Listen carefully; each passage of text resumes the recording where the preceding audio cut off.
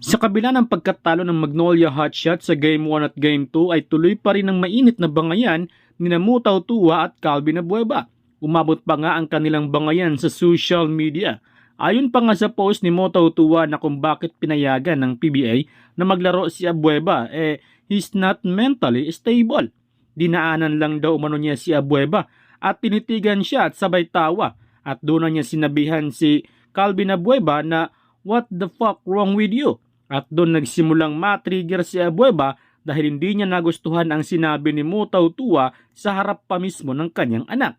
Nag-response naman si Abueva na baka matulfo umano siya sa post ni Mutaw Tua. Hindi kasi nagustuhan ni Calvin Abueva ang mga letrang binitawan ni Mutaw Tua dito kay Calvin Abueva, lalo pa at sa harap pa mismo ng kanyang anak. Dinipensahan naman ni Terence Romeo si Calvin Abueva na normal ang bangayan sa loob ng court, pero dapat kung ano man ang bangayan na yon ay iiwan na yon sa loob ng court, huwag nang dalhin sa labas. Well, pangit naman talaga ang response ni Mutaw Tua. Yung tinitigan ka lang sabay tawa tapos bigla kang mag-hysterical, di ba? Yun nga lang, binitawan niya yon sa harap pa mismo ng anak ni Calvin Abueva. Natural magalit si Abueva, di ba? Umabot pa nga sa point na hinamon pa ni Calvin Abueva si Mutaw Tua ng suntukan. Well, maganda kung matuloy ang suntukan, total parehong ayaw magpaawat. Samantala, matapos ang issue kay Mac Talio na kung saan ay posibleng matanggalan ng kontrata sa Converge dahil sa paglalaro nito sa Sinulog Cup, ay may bagong naispatan na namang active player mula sa PBA ang naglaro sa ligang labas. Sa pagkakataon na ito ay mula naman sa Phoenix Fuel Master na si Chris Lalata.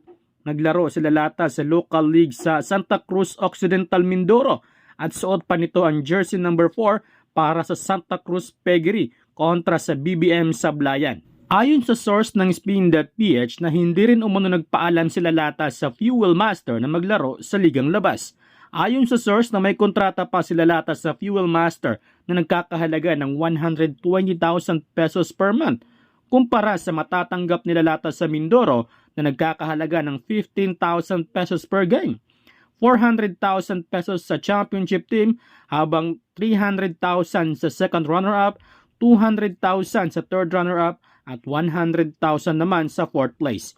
Habang si R.R. Garcia naman ay may permiso mula sa Fuel Master upang maglaro sa charity game sa Cebu. Si Lalata lang talaga ang wala. Bukod sa posibleng ma-terminate ang kontrata ni Lalata ay posible rin siyang papatawan ng 300,000 pesos bilang penalty sa paglabag nito sa kontrata. Grabe na talaga yung mga players ngayon, ano? Isa kasi sa dahilan kung bakit mahigpit ang PBA sa paglalaro ng mga players sa ligang labas ay upang maiwasang masangkot sa gulo ang mga players at bukod pa doon ay upang maiwasan nilang magkaroon ng injury.